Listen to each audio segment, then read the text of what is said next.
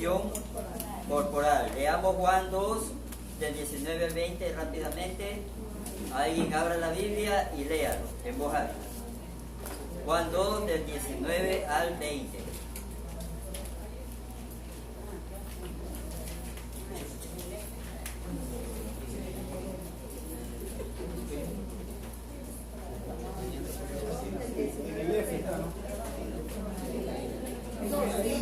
Sí, Juan capítulo 2, versículo 19 al 20. Respondió Jesús y les dijo: destruid este templo y en 3 días lo levantaré. Dijeron luego los judíos: en 46 años fue edificado este templo, y tú en 3 días lo levantarás. ¿Ven? Ahí estaba Jesucristo profetizando que iba a morir, ¿no? E iba a permanecer 3 días muerto hasta después de resucitar, después de 3 días.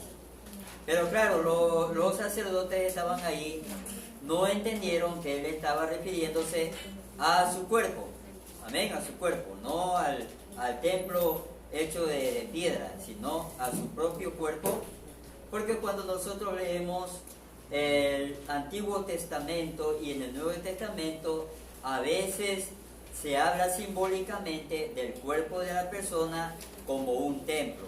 Cuando usted lee las cartas apostólicas, dice que su cuerpo y el mío son templo del Espíritu Santo. Amén. A veces se habla simbólicamente del cuerpo del ser humano como que si se tratara de un templo. Punto G. David, por el Espíritu, había profetizado que su cuerpo sería levantado. Ahí David, por medio de la revelación del Espíritu Santo, en el Salmo 16:10. A ver, lea Salmo 16:10.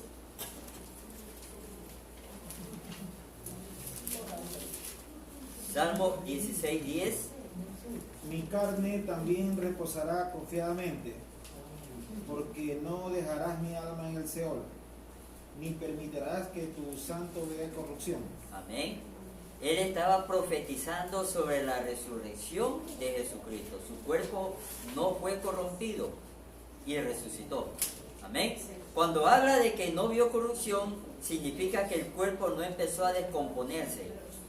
Porque si usted tiene una persona, ¿no?, que se muere y están velándola, no la pueden tener más de 2 días en una caja. O si no, el cuerpo empieza a descomponerse y empieza a botar un mal olor. Amén. Después empiezan a brotar los gusanos que empiezan a comerse la carne, ¿no? Y es algo muy especial, ¿no? Porque son algunos tipos de gusanos que se comen en el cuerpo. No es un solo tipo de gusano, son algunos tipos de gusanos.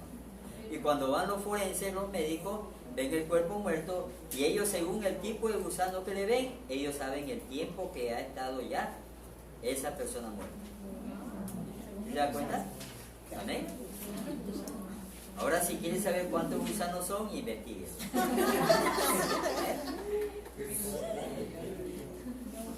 Entonces, el cuerpo de Jesucristo no vio corrupción, nunca se corrompió. Amén. Y eso es lo que está profetizando David en el Salmo 16:10, porque David sí murió.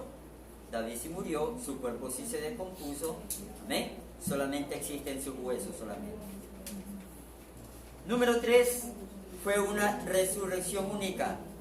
En las Escrituras encontramos que algunas personas fueron resucitadas, como el hijo de la viuda de Sarepta, el hijo de la mujer Sunamita, la hija de Jairo, el hijo de la viuda de Naín, Lázaro, entre otros, pero estos resucitaron con cuerpos mortales porque después volvieron a morir.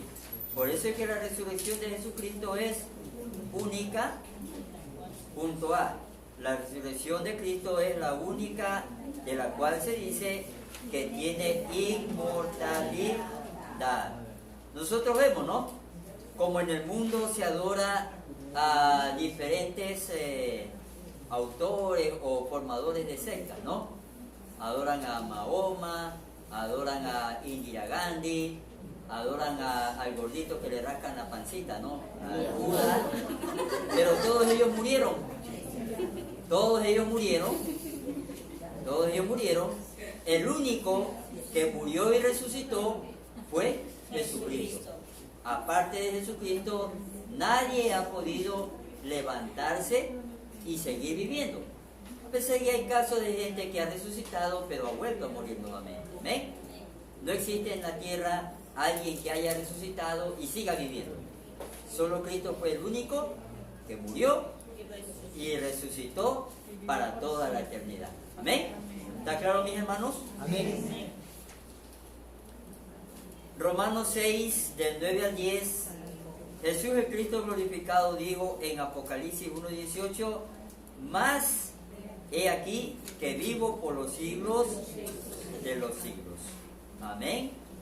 O sea que, resumidamente, Jesucristo no puede volver a morir, sino que sigue viviendo. Su cuerpo en la resurrección era un cuerpo glorificado, sin limitaciones físicas. Él podía entrar a un cuarto aunque sus puertas estuvieran cerradas. Amén. Ahora, cuando hablamos de un cuerpo glorificado, es un cuerpo especial. No es un cuerpo como el de nosotros, ¿no? Es un cuerpo que no peca. Es un cuerpo, dígame, mi hermano. Una pregunta, disculpe. Es lo que pasa que en el libro nosotros tenemos esta teología, o te digo soteriología. Sí, soteriología. No, está en soteriología. Está en la página 6. Soteriología, página 6. Ahorita estamos en la página 7 ya. 7 ya, así 7. Sí, ya estamos en la página 7. Tiene dos páginas, yo 17 es la primera. Búscale el tema de la primera. En la primera parte. Espera que se ponga en la misma página. Bueno, está entendido, mis hermanos, ¿no? Cuerpo glorificado, amén. A ver, escúcheme esto. Ese tipo de cuerpo no podemos nosotros obtenerlo. Ese tipo de cuerpo lo tendremos, según dice la Biblia, cuando seamos levantados en el rapto. Nuestros cuerpos, dice, serán transformados en el aire y estaremos en la presencia de nuestro Señor Jesucristo. En ese momento tendremos cuerpos glorificados, que son unos cuerpos superiores al cuerpo que nosotros tenemos ahorita. Amén. En el cuerpo glorificado que tenía Jesucristo, dice que Él podía entrar sin que nadie lo vea. Aparecía de un momento a otro. Podían tocarlo, podían sentir su piel, podían sentir su carne, sus huesos podían sentirlo, ¿no? Cuando dice que el apóstol, el incrédulo, ¿no? El apóstol Tomás, ¿no? Dice, si yo lo viera y lo tocara, y así sucedió, ¿no? Él lo tocó, pudo tocarlo, pudo tocar ese cuerpo glorificado. También ese cuerpo glorificado puede comer. Jesucristo dice que les había preparado unos deliciosos peces asados, ¿no? Y Él comió y le dio también de comer a los apóstoles. Maravilloso, ¿no? Y con ese mismo cuerpo dice que Él voló y todos lo vieron desaparecer entre las nubes. Amén. Cuerpo glorificado. Son cuerpos especiales. Punto B. Su cuerpo en la resurrección era un cuerpo glorificado sin limitaciones físicas. Él podía entrar a un cuarto aunque sus puertas estuvieran cerradas. Juan 20, del 19 al 26, cuenta justamente el caso de Tomás, ¿no? Número 4. Pruebas de la resurrección de Cristo. La tumba vacía. Mateo 28:6, Lucas 24:6, Juan 22, Mateo 28, del 12 al 15. Los lienzos del sepulcro. ¿Amén? Pero también hay pruebas que no se pueden refutar. Bueno, estas pruebas hay quienes dicen, no, yo no he visto los lienzos, dicen los apóstoles que lo vieron, yo no existí en ese tiempo, pero hay una prueba que no se puede refutar. Una de las pruebas que no se pueden refutar es justamente que el cuerpo de Cristo, ya glorificado, ya resucitado, lo vieron muchos testigos. Cuando uno lee los últimos capítulos del Evangelio de Lucas, dice que hubo unas personas que iban a Emaús, ¿no? Y se toparon con Jesucristo. Dice que no lo reconocieron. Iban hablando con Él hasta cuando Él ya se dio a conocer a ellos. Después el uno al otro decía, nuestro corazón ardía por dentro, ¿no? Y yo por dentro, yo presentía que era el Señor Jesús que iba hablando con nosotros. Y apareció a muchas personas. Es imposible que esas personas, estando en un camino, en la ciudad, en el campo, dentro de una casa, puedan haberse reunido para inventar la idea de que vieron a Jesucristo. Amén. Eso es imposible. Por eso se llaman testigos. Y cuando hay multitud de testigos, significa que lo que ocurrió es verdad. Amén. Siempre en un juicio piden testigos para confirmar si lo que se está haciendo en el juicio es verdad o mentira. Entonces, cuando hay bastantes testigos, el juez llega a la conclusión de que lo que sucedió fue verdad. Amén. Entonces, usted viendo la multitud de testigos en la Biblia, usted concluye de que la resurrección de Cristo y el cuerpo glorificado y la presencia de Él, ¿no? La manifestación de Él fue algo real y no fue algo falso. Amén. Veamos en capítulo 5. A ver, yo les había mandado el deber, ¿no? De las pruebas de la resurrección de Cristo. ¿Puede mencionarme algo sobre la prueba de la resurrección de Cristo? Algo breve, ¿no? Menciónenme algo sobre eso. No lo lea ahorita, ¿no?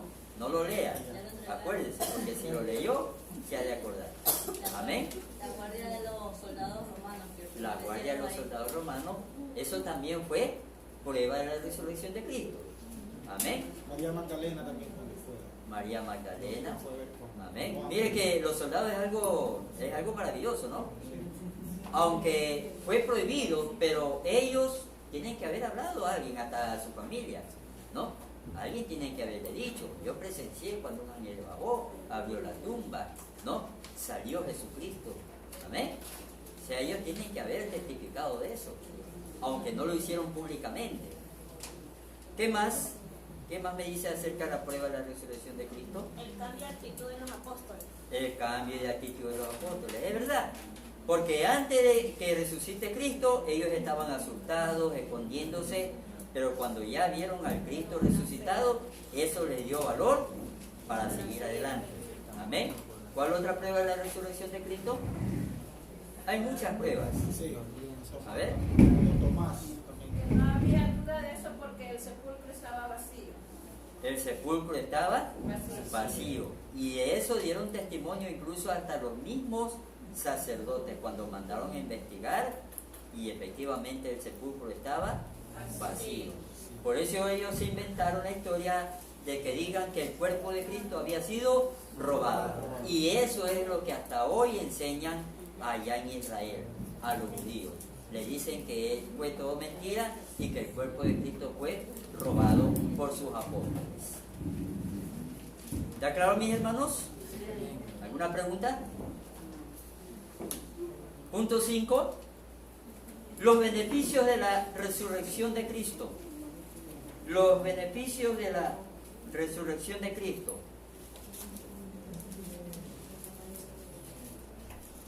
Punto A.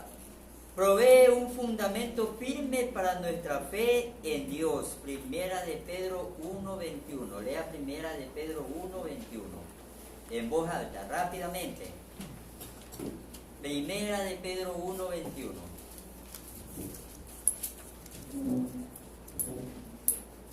Y mediante el cual creéis en Dios, quien le resucitó de los muertos y le ha dado gloria, para que vuestra fe y esperanza sean en Dios. Amén. Mire que si se pudiera demostrar que Jesús jamás resucitó, entonces nuestra fe fuera inútil, fuera vana, fuera mentira.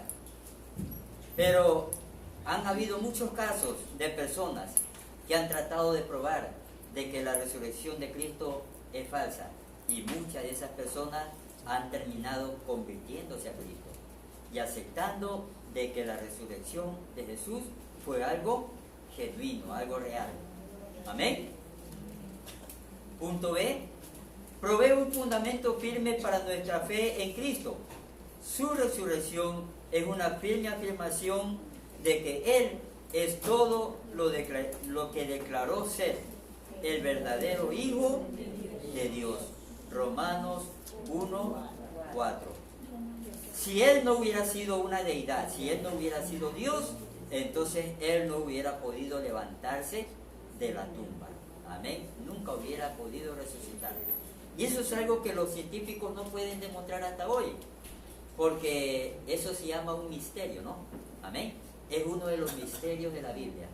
Ninguno de nosotros podemos entender cómo ese cuerpo se levantó, pero lo que sí creemos es que se levantó. ¿Cómo se levantó? No lo sabemos. Y nadie lo sabe. Amén. Por eso se llama milagro o misterio divino. Amén. Punto C. Provee una certeza del perdón de pecados, de nuestra justificación y de nuestra esperanza viva. Romanos 10:9. ¿Alguien lea Romanos 10:9? Si confesares con tu boca que Jesús es el Señor, creyeres en tu corazón que Dios le levantó de los muertos, serás salvo. Amén. Dice que si creyeres en tu corazón que Dios le levantó de los muertos. Bueno, yo no fui testigo, pero en mi corazón yo sí creo.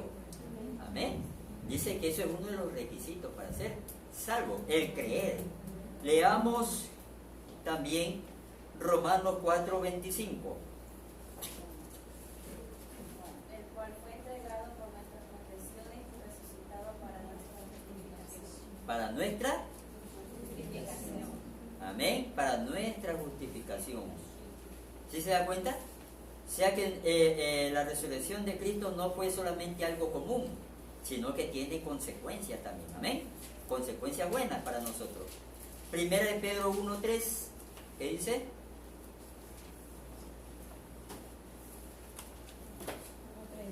Bendito el Dios y Padre de nuestro Señor Jesucristo, que según su grande misericordia nos hizo renacer para una esperanza viva por la resurrección de Jesucristo de los muertos. Amén. ¿Se da cuenta? ¿Qué esperanza nos da eso? De que también nosotros seremos resucitados. Porque Cristo es la primicia de los que iban a resucitar. Él es el primero, la primicia. Amén. Y ahí vendremos los salvos también, ¿no? Porque también resucitaremos, pero no resucitaremos para condenación, sino para salvación. Amén. Para vida eterna. Vamos entonces al punto D. Nos asegura que tenemos un sacerdote comprensible, misericordioso y fiel en el cielo. ¿Por qué dice un sacerdote comprensible? Porque él también padeció como nosotros. Fue tan ser humano como nosotros. Y eso es algo que a veces en ciertas religiones, cuando endiosan la parte carnal de Jesús, ellos creen o piensan de que Jesús en la tierra no andaba como nosotros, ¿no? Sino que caminaba sobre el aire, ¿no? Y así enseñan muchas fantasías. Pero Jesús era tan ser humano como nosotros. También le dio hambre, también le dio sed, también sentía frío, también sentía calor, también se bañaba, ¿no? También comía como nosotros, también sufría o no sufría. Claro que sufría. Si en el Evangelio de Juan dice que cuando él vio a la gente llorando, todos venían llorando, y en ese momento dice que él se estremeció por dentro y él también empezó a llorar. Es obvio que cuando la gente lo vio llorar, nadie podía creer que él iba a resucitar a Lázaro, ¿no? Todo el mundo decía, oh, el pobre amigo también está llorando, ¿no?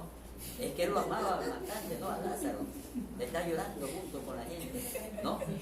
Pero ahí se demuestra que Jesucristo también tenía ese sentimiento de los seres humanos, ¿no? De nosotros. ¿Quién no se ha puesto a llorar cuando ve a su familia llorando por su familiar muerto? ¿Sí o no? Usted va llegando al hogar de un familiar suyo que ha fallecido y ve a la familia llorando, usted también se desata en llanto, porque empieza en su corazón a sentir la misma tristeza que sienten los demás. Amén. Y lo mismo sucedió con Cristo. Él se estremeció por dentro y empezó también a llorar, a sentir esa pena que sentían los demás. Amén. Entonces Él, como sumo sacerdote nuestro, también padeció en la carne, así como nosotros. También fue tentado, pero Él no cayó en pecado, ¿no? Porque si nosotros somos tentados 10 veces, ¿en cuántas cayó usted?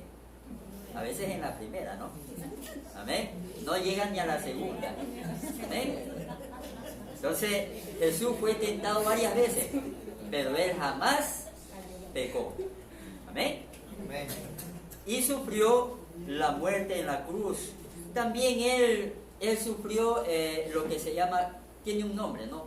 Cuando a uno lo amenazan de muerte y uno sabe que va a morir, eso tiene un nombre, ¿no? Ese sufrimiento previo que tiene a la muerte tiene un nombre, ¿no? Cuando uno está sufriendo porque sabe que va a morir, se angustia, se desespera, no sabe qué hacer, ya sabe que le viene la muerte. También eso lo padeció Cristo, a tal punto que dice que sudó gotas de sangre, estaba totalmente estresado, angustiado, porque sabía que le llegaba su hora. Y como todo ser humano, no queremos morir, tampoco quería morir.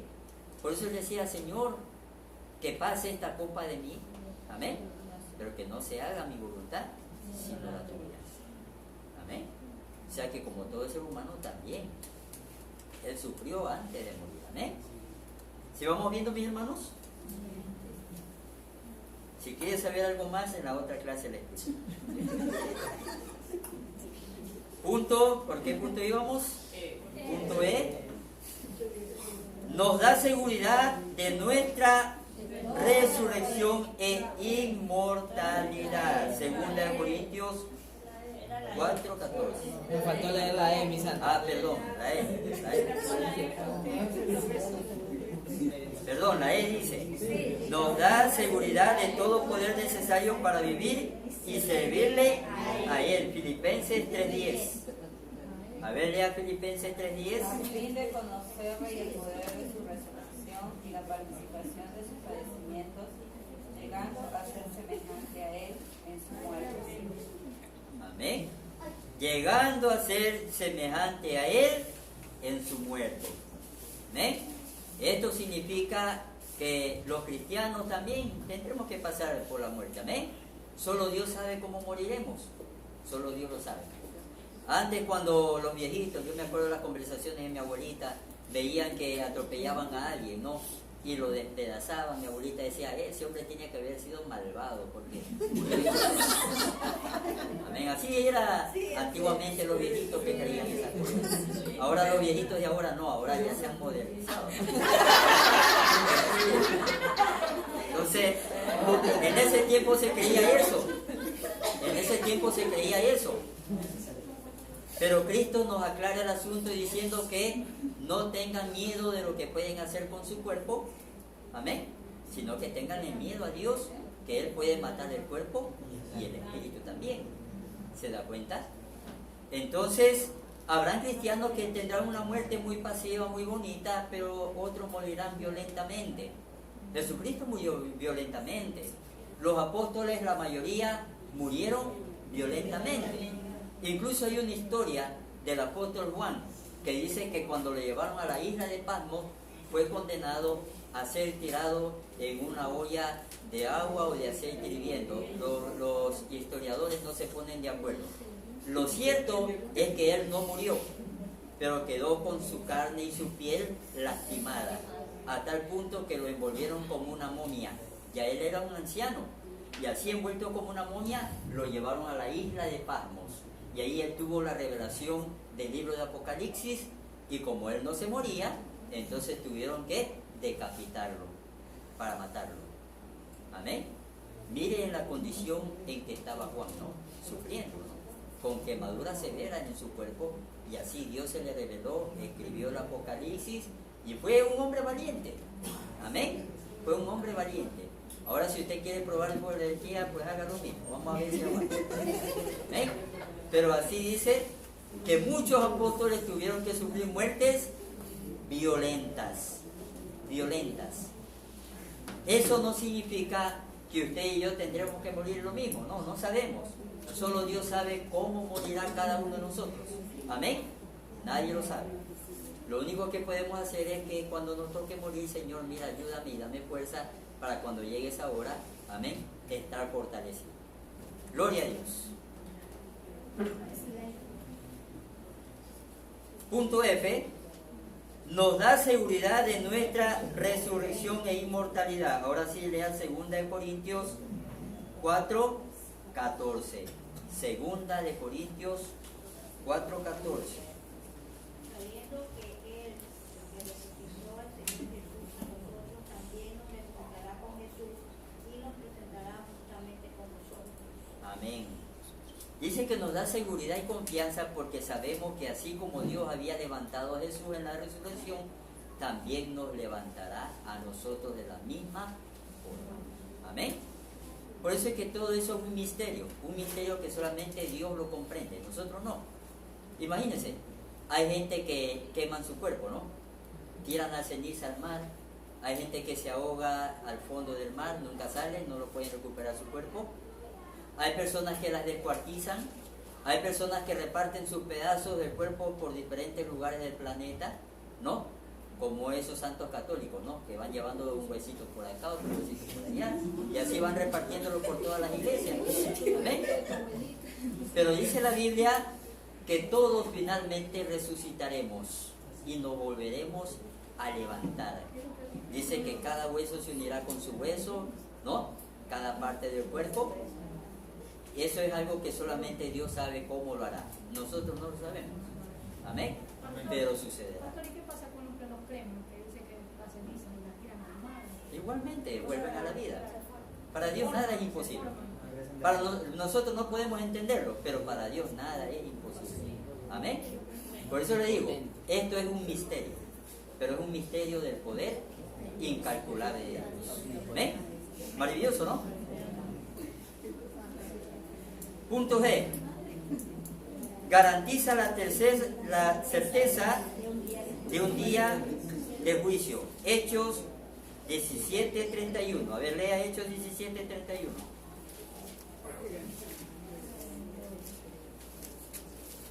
Hechos 17:31.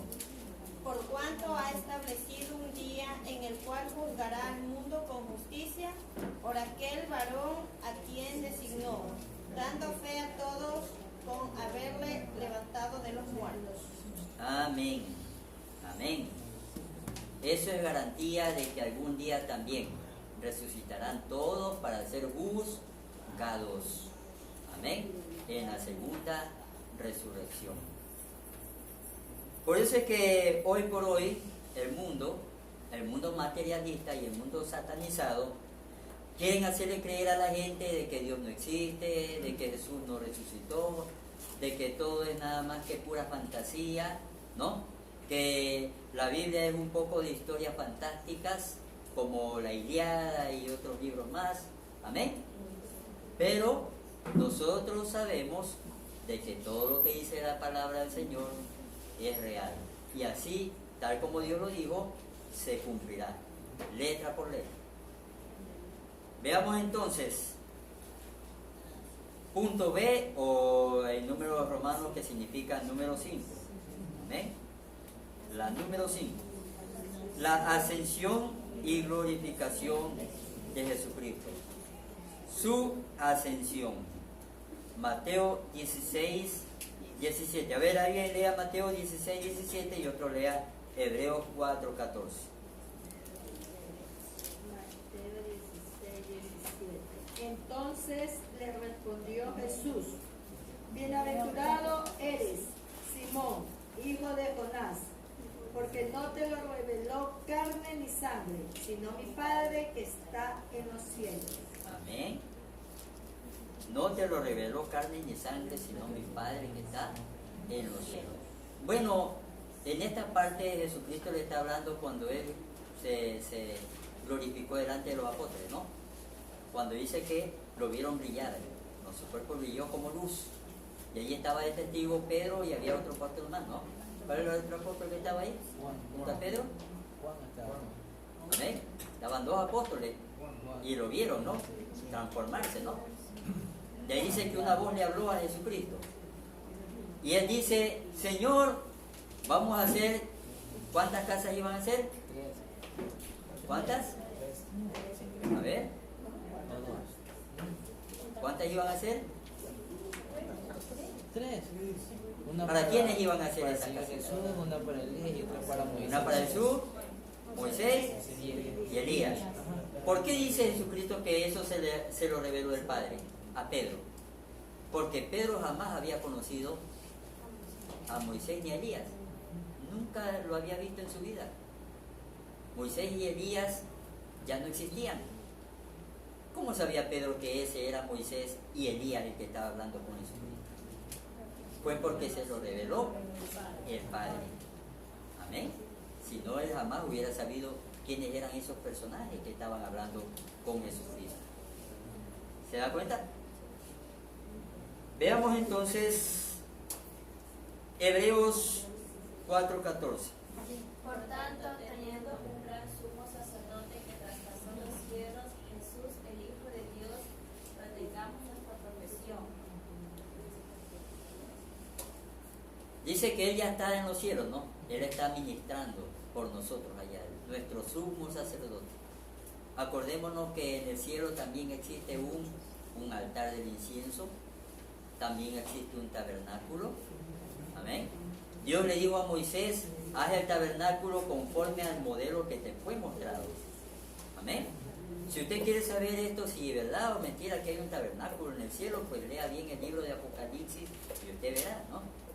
Cuando Isaías dice que tomó un ángel del altar un carbón encendido y le puso en los labios.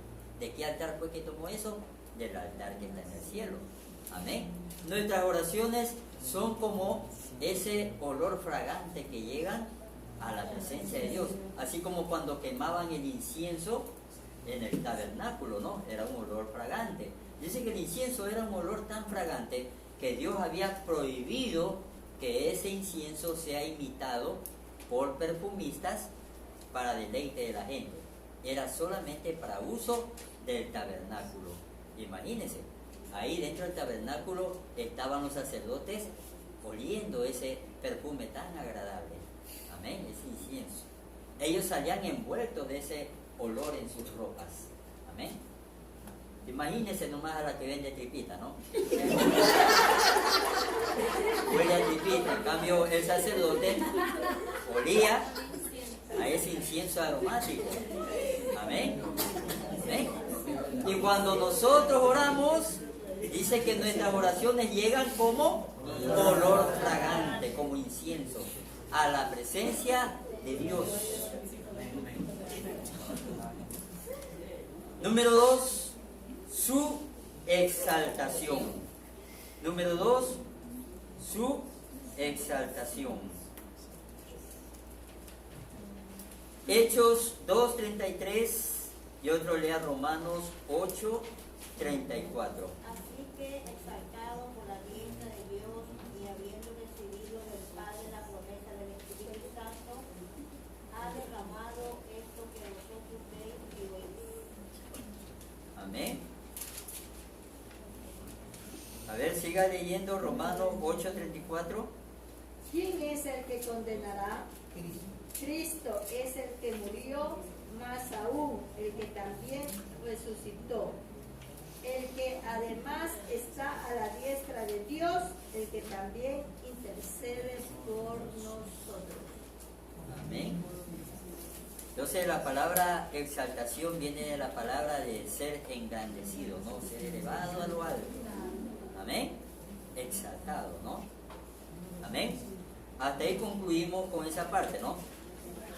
El otro lunes tenemos que continuar con fundamentos de teología pentecostal, pero ahorita le mando un deber que no es tan complicado. Vaya a la página que dice fundamentos de teología pentecostal, ahí ve unos numeritos, ¿no? Vaya al número 7 Vaya al número 7. Lo que usted va a hacer en el número 7 es simplemente leerlo, porque yo le voy a preguntar, amén. Sí, estamos en la materia que se llama soteriología. Más adelante dice fundamentos de teología pentecostal. Más adelante. ¿Qué página? Busque el título que dice fundamentos de teología pentecostal. Sí, tiene que ver, tranquilo, en el libro ahí, Siga buscando. No está esa. ¿Qué vas a decir, mi santo? Fundamento de teología pentecostal. No, el número, digo, dice un número para arriba. Número 2 dice. Aquí debería estar. Y después dice introducción, mi santo. Sí, introducción. Y dice una serie de ondas arrolladoras. Sí. De movimiento. Sí. Ya, esa hoja no hay. Ya, no. Esa hoja no hay. Entonces la primera hoja no tiene. Ajá. Está en blanco, pastor. Se perdió, dice. Es esta, gente. Ajá, la página número 3. Porque la primera hoja no hay. Bueno, siga contando hasta la 7. Página 7 dice la doctrina de la salvación. Página 7 dice la doctrina de la salvación. Sí. Ahí está. Sí, ahí está. Ya, eso usted va a leerlo solamente. A leerlo. Solo la página 7. Usted va a leerlo nomás, porque voy a hacerle preguntas de ahí. Y mis hermanos, quiero que corrijan un deber. Yo ya se lo califiqué, ¿no? Solamente investiguenlo para que lo tengan como parte de su estudio. Yo me equivoqué en la parte que dije que era la carta de Poncio Pilato. La palabra correcta es carta de Poncio Pilato que describe a Jesús. Es una carta cortita. Usted léalo para usted, o sea, para que tengan su... ¿ya? Pero ya el deber que usted me trajo ya se lo califiqué, no hay problema. Amén. Dios me lo bendiga.